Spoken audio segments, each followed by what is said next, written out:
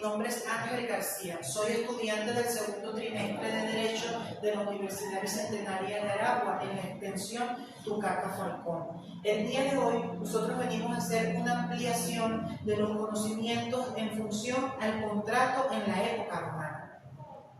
En la antigua Roma, los principios fundamentales del derecho eran muy amplios. En función al tema de la adecuación al contrato, se puede decir que el contrato era una convención denominada que producía acciones y obligaciones dentro de dos o más personas. Partiendo de esta realidad, también se podía definir como un acuerdo que se encargaba de sancionar a través del derecho civil una sanción formulada de manera de que alguna de las partes incumplieran con el contrato. Partiendo de la conceptualización antes descrita, para poder entender la evolución y el desarrollo del contrato, es de suma importancia que conozcamos la clasificación del mismo. Entre ellos tenemos los contratos unilaterales, que son aquellos que se encargan de generar obligaciones a una sola de las partes. Un ejemplo de esto puede ser el préstamo de un consumo, puesto que esto le genera obligaciones y compromisos a la persona que está adquiriendo el servicio. La clasificación serían los contratos bilaterales, que son aquellos que se encargan de generar obligaciones de forma recíproca en todas las partes contratantes. Un ejemplo de esto pudiese ser aplicado en la antigua Roma, la compraventa, el arrendamiento y la sociedad. Entre las clasificaciones principales del contrato en la época romana también tenemos los principales, que son aquellos que pueden darse por sí solos. Un ejemplo de esto pudiese ser el arrendamiento, ya que al momento de asumir el contrato ambas partes tienen conocimiento de cuáles son las cláusulas que deben cumplir para establecer el mismo. Los contratos accesorios son aquellos que no se pueden dar sin que exista un contrato previo denominado principal.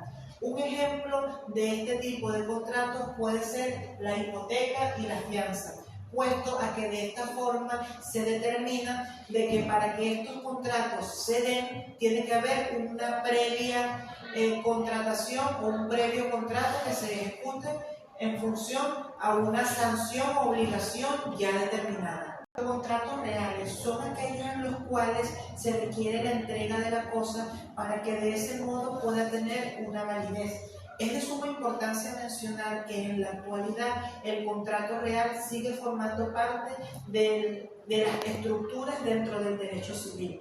Un ejemplo de esto es el comodato. Para concluir la clasificación de los contratos dentro de la época romana, tenemos los contratos solemnes, que eran aquellos que para que su perfeccionamiento se diera el cumplimiento de determinadas formalidades de carácter externo. Un ejemplo de esto es el préstamo de dinero entre una parte, ya que la otra asumía el compromiso de pagarlo y era un contrato formal. Es de suma importancia resaltar que para que el contrato se diera de forma concreta y efectiva, se tenía que cumplir con una serie de elementos que eran la garantía principal para que tuvieran una buena ejecución. Entre esos elementos tenemos los esenciales, que eran aquellos que sin duda alguna eran los principales requisitos que se necesitaban para poder asumir o cumplir un contrato. En la época romana, estos eran denominados requisitos de contrato, puesto que era el primer paso para el desarrollo del mismo. Los elementos naturales son aquellos que normalmente acompañan y forman parte del contrato, pero es de suma importancia que tengamos en cuenta que a través de una cláusula se pueden omitir requisitos que estos expresen. Vamos a finalizar con los elementos esenciales, que son aquellos que dependen única y exclusivamente de la voluntad de las partes. Es decir, que por parte de los que conforman este contrato deciden si toman en cuenta estos elementos o no. Para concluir la exposición del contrato, es importante que nosotros nos vayamos con una idea de la evolución que este fundamento legal ha tenido desde la época romana a la época actual, partiendo a que la justicia y las determinaciones jurídicas han evolucionado en función del desarrollo cultural. cultural de la humanidad.